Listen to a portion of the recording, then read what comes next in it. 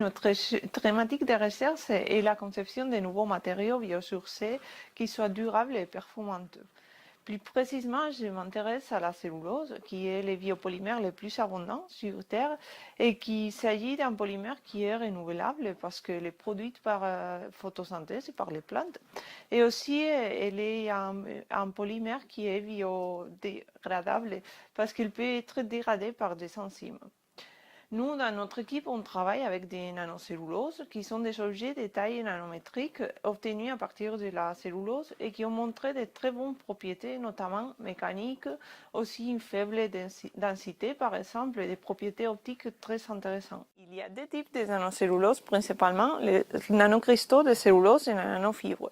Les nanofibres de cellulose sont obtenues par la délamination mécanique des fibres de cellulose, de telle façon qu'on obtient des petites fibres d'un diamètre entre 5 et 10 nanomètres et une longueur de quelques microns.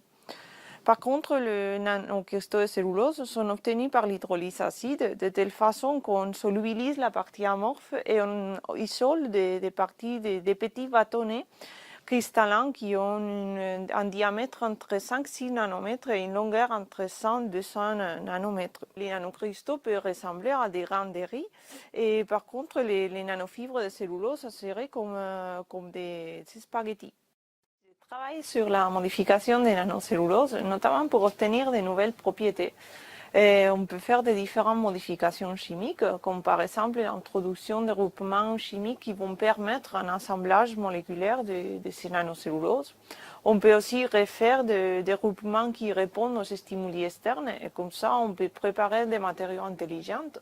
Et finalement, on peut aussi introduire des moteurs moléculaires pour tout ce qui est la fabrication des machines moléculaires. En fait, dans notre projet de recherche, il y a deux lignes principales de recherche. Dans un premier temps, nous nous intéressons à tout ce qui est la déconstruction contrôlée de la biomasse cellulosique. Et de l'autre côté, on s'intéresse à tout ce qui est l'assemblage des nanocelluloses et des briques élémentaires à partir de la biomasse. Donc, dans les deux cas, l'objectif, c'est d'obtenir des briques élémentaires qu'on puisse assembler à notre façon pour obtenir de nouvelles propriétés pour le développement des matériaux.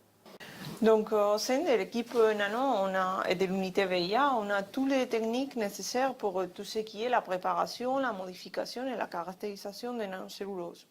En plus, on s'appuie sur la plateforme BIPS pour tout ce qui est des analyses un peu plus sophistiquées, comme par exemple la résonance magnétique nucléaire, l'RMN ou la microscopie à force atomique ou des balayages comme l'AFM ou la MET.